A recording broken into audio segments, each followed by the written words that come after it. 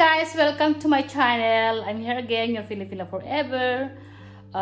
Bago ko po ipagpatuloy ang aking video, kailangan nyo po muna mag-like and share ng aking video at mag-subscribe na rin po kayo at pakihit na lang po ng bell button below para mag-notification po sa inyo. So, ngayon po mayroon po akong i-share sa inyo na traditional Filipino bread, monay, na andito po ang mga ingredients sa harap ko.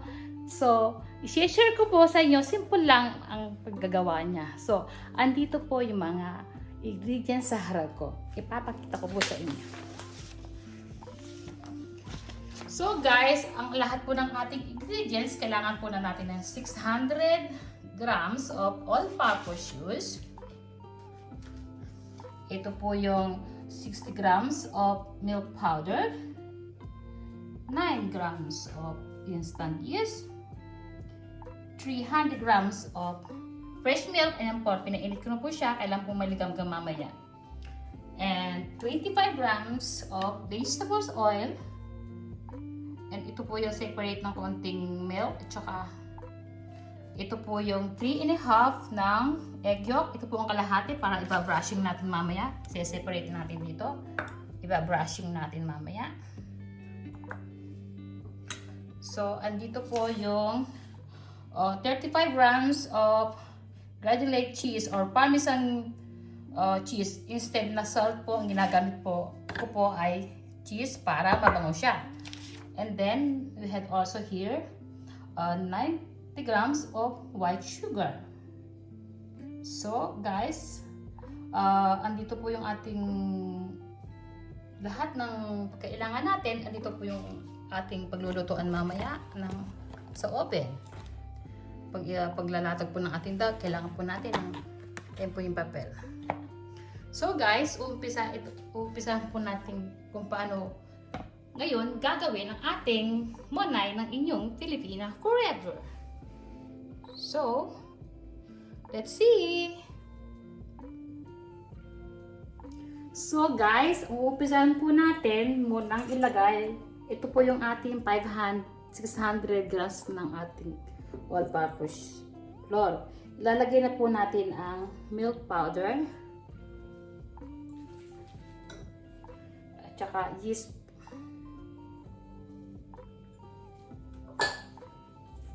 I-mix na po natin siya.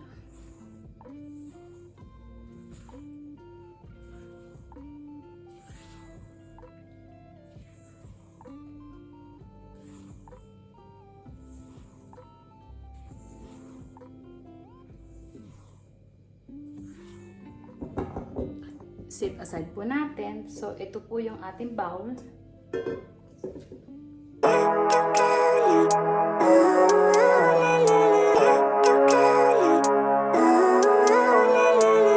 Living life, every day, late at night, not okay.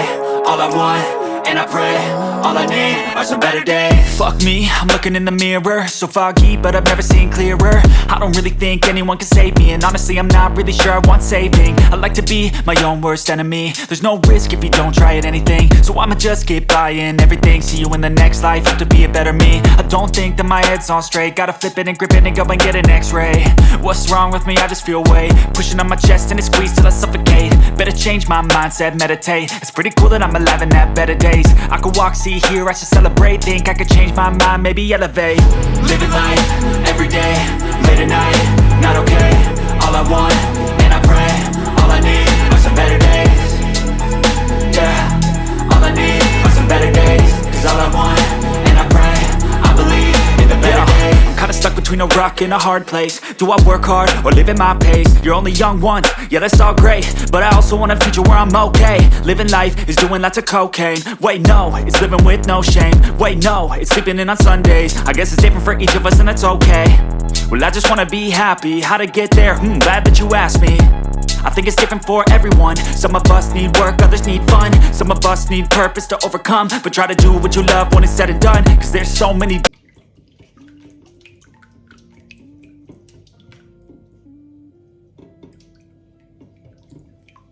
So, pag nag-combine na po lahat sila, ilalagay na po natin dito sa loob ng ating halo-halong flour na may yeast at saka powdered milk. Yan po. Dahan-dahan po nating haluin ha. Yan.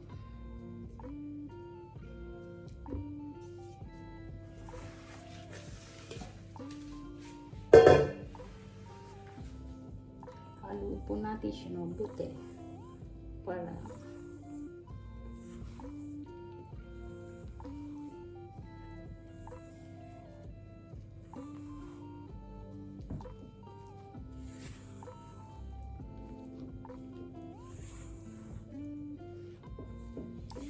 kung meron po kayong mixer dyan, pwede po natin gamitan siya ng mixer. Pero maigi na po yung ganito din. Magkukumpay na po siya yan. Diba? O, kita nyo.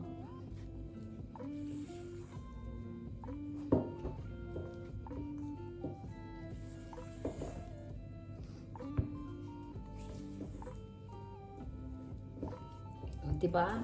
Unti-unti siya nagkukumpay. Pero habang hinahalo po natin siya kasi medyo dumidikit ng konti.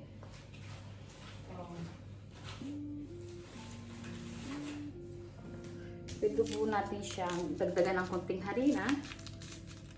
Tama lang po ha. Para lang hindi dikit-dikit. Yan, konting budbud lang po ha. Ganyan.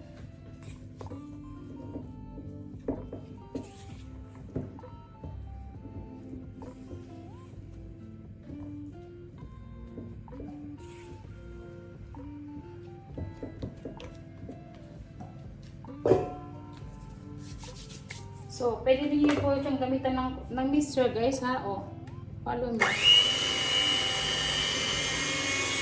Yan, ganyan lang po.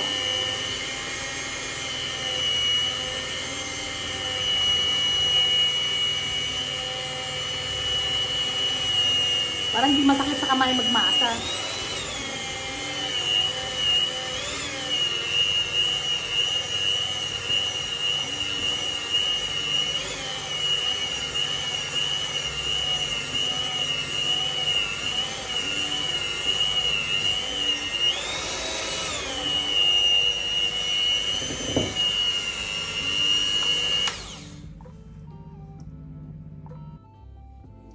So guys, ito na po yung ating dough. So, di ba, kita nyo, hindi na siya dumidikit dahil lalagyan natin ng harina. So, kailangan natin siyang i-rest in 2 hours po. Lagyan natin siya in a warm place. Yan po. Kailangan po natin siyang takpan ito. So guys, let's see in a couple of hours. Ito po siya.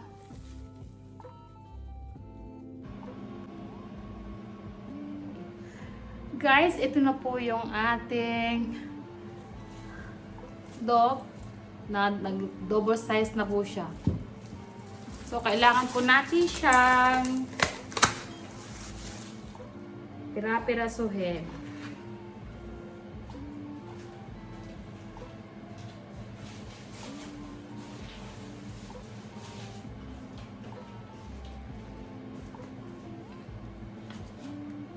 Dali, pabalik na lang yun.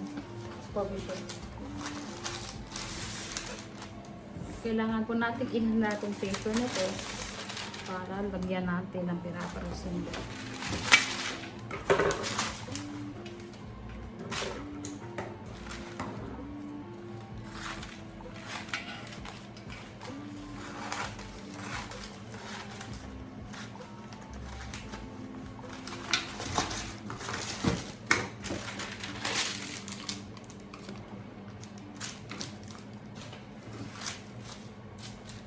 So, ito na po siya.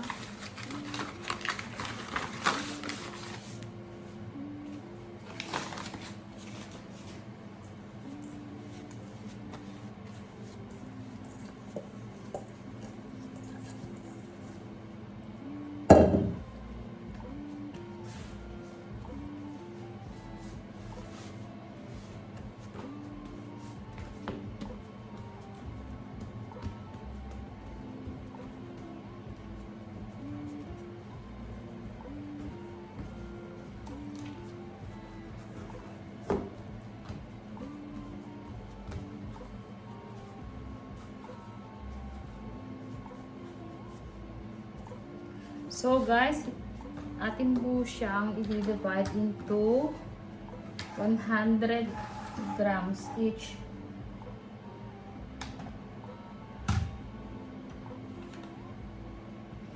Dapat pare-pareho ang ating monay para maganda siyang tingnan.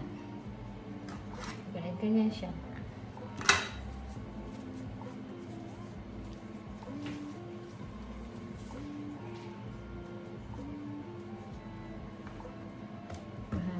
Siya.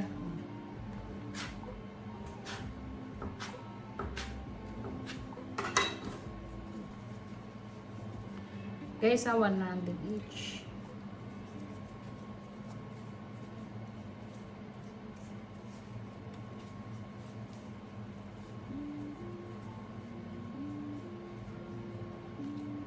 Ano pa yung kutsilyo dati? Kutsilyo.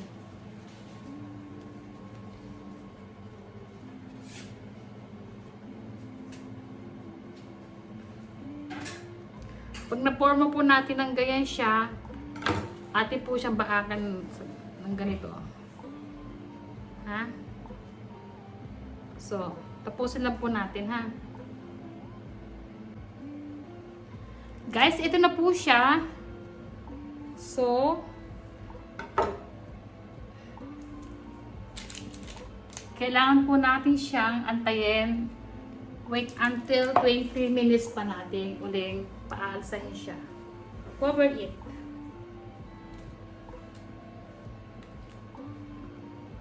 "20 minutes po, ha?" So guys, ito na po, ready na po yung ating dough na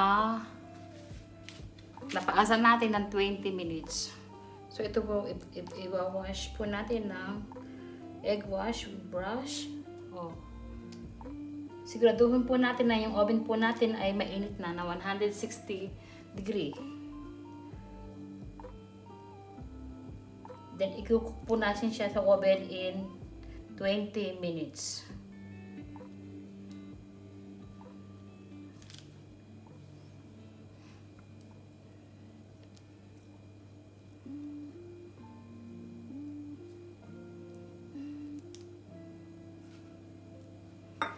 So wait natin until 20 minutes.